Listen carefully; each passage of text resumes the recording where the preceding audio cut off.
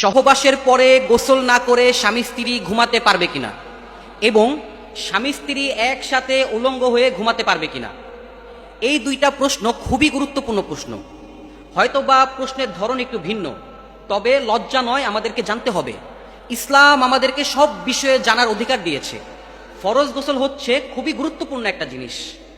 আল্লাহ তাআলা বলেন যে মুমিন সর্বদা সর্ব অবস্থায় পবিত্র থাকবে। আপনি আপনার স্ত্রীর সহবাস করতেছেন, সহবাস করার পরে আপনি গোসল করে ফেলবেন, নিজেকে পবিত্র করে ফেলবেন এবং আপনি আপনার স্ত্রীকেও বলবেন যে তুমি নিজেও পবিত্র হয়ে যাও। কেননা আপনি নিজে জানেন না যে কখন আপনার মৃত্যু হতে পারে, কখন আজরাইল আপনাকে পাকড়াও করতে পারে। আজরাইল আপনার জান কবজ করতে আসছে, আসার পরে দেখতেছে আপনি নাপাক ছিলেন, আপনার মৃত্যুটা নাপাক অবস্থায় হবে। এজন্য প্রিয় ভাই, ফরজ গোসল করার পর সাথে সাথে গোসল করে ফেলবেন। এখানে আরেকটা প্রশ্ন হচ্ছে, অনেকে আমাদেরকে বলে যে হুজুর যতবার সহবাস করব ততবারই কি গোসল করতে হবে? হ্যাঁ ভাই, আপনি আপনার স্ত্রীর সহবাস যতবার করবেন ততবারই আপনাকে ফরজ গোসল করতে হবে, কোনো অবস্থাতেই আপনি নাপাক থাকতে পারবেন না। দ্বিতীয় প্রশ্ন হচ্ছে, স্বামী স্ত্রী একসাথে উলঙ্গ হয়ে ঘুমাতে পারবে কিনা?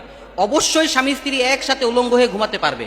কেননা আপনি যদি আপনার স্ত্রীর সব কিছু দেখতে না পান, তাহলে কিন্তু আপনার স্ত্রীর প্রতি আপনার ভালোবাসা বাড়বে না। এমনিতেই সমাজের মধ্যে পরকীয়া, জেনা বেড়ে যাচ্ছে। এরপর যখন আপনার স্ত্রী আপনাকে মানসিক শান্তি, শারীরিক শান্তি দিবে না, তখন তো আপনি বাহিরে চোখ দিবেন, বাহিরে জেনা করবেন, বাহিরে ব্যভিচার করবেন। এজন্য আপনি আপনার স্ত্রীর সমস্ত কিছু ভোগ করতে পারবেন, সমস্ত কিছু দেখতে পারবেন। এইগুলো কাজ করার ইসলাম আপনাকে অনুমতি দিছে। আপনার স্ত্রী আপনার জন্য, আপনি স্বামী, আপনি আপনার স্ত্রীর জন্য।